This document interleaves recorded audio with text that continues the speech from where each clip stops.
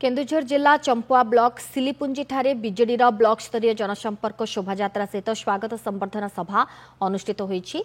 कांजियासुला निकटरू पदयात्रा बाहरी सिलीपुंजी ठारे स्वागत संबर्धना सभा आयोजित होइतिला। कार्यक्रम में केन्दुझर जिला बीजेडी सभापति आशीष चक्रवर्ती, बीजेडी आईटी सेल सभापति जगदीश सापट, चंपुआ ब्लॉक अध्यक्ष सुरेश नायक, एनएसी अध्यक्ष गिरिजाशंकर साहू सहित वो बीजेडी नेता कर्मी जोग देइथिले।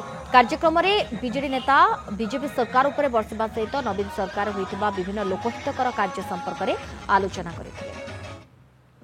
बिजु जनता दल तार गतानुगतिक पदयात्रा माध्यम जनसाधारण निकटरे पहुंची जनसाधारण सुविधा असुविधा सह निजक जड़ित रखे एवं तारी एक अंश विशेष रूपे आज आम पदयात्रा आयोजन करूँ।